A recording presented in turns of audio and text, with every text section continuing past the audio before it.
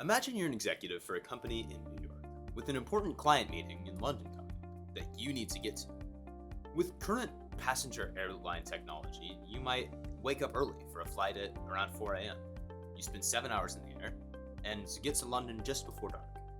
You have your meeting, maybe stay that night at a hotel, and then the next day, return, fly another 7 hours, and land in JFK Airport. You've essentially spent 2 days on a meeting that might have only lasted 2 hours. Now I want you to imagine a different scenario.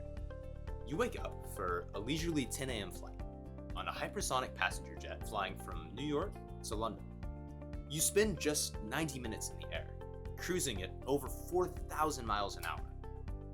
You land with plenty of time for your meeting, attend, and then hop on an airplane and spend another 90 minutes flying back from London to New York.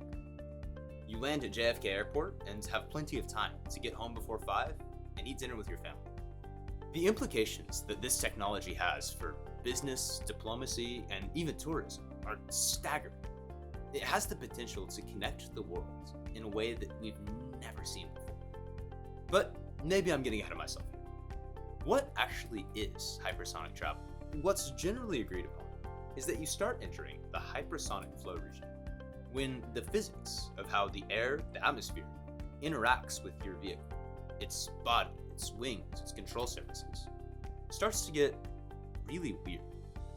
Partially, this is due to the fact that at these speeds, the air around the plane actually starts to change its chemical composition. Now, this isn't exact, but lots of people often refer to this speed as generally being about Mach 5, or 5 times the speed of sound. Now, you might be thinking at this point, wait a minute, I've never heard of anyone flying on a hypersonic airplane. And you would be right.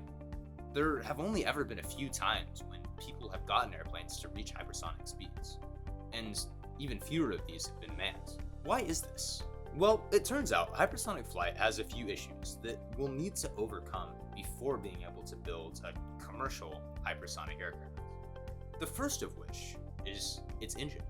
You see, to get to those kind of speeds, you need to have an enormous amount of thrust. Traditional turbojet engines, a version of which are used on most modern passenger planes, simply can't get a plane to those kind of speeds. The alternative is something called a ramjet engine, which is a really clever design meant for extremely high-speed flights. You see, in a ramjet, the engine actually uses the speed of the air coming at the vehicle to compress itself for combustion.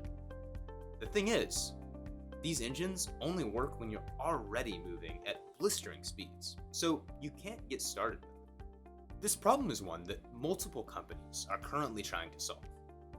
One, Hermes, for instance, is trying to build an engine that starts out as a turbojet and transitions to a ramjet once it gets up to speed.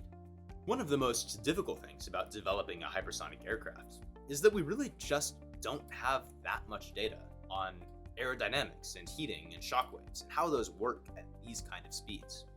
Flight testing is incredibly expensive and limited, and so one of the most important innovations in hypersonics technology has been the development of ground-based testing facilities. Behind me is UTSA's Mach 7 hypersonic wind tunnel. Researchers here develop geometries like this cylindrical shape, which mimic those that could often be found on hypersonic vehicles. They shoot air at these models and study them with slow motion cameras to see how the shock waves, the pressure readings, and the temperature changes on these models as if they were really going at Mach 7. We also like to have some fun from time to time. Now, I know this has been a lot of information in a pretty short amount of time, but here's the main takeaway. Yes, there are problems that we need to overcome. We have to make the technology work. And beyond that, we have to make it cheap enough that it's realistic for consumers and profitable for businesses.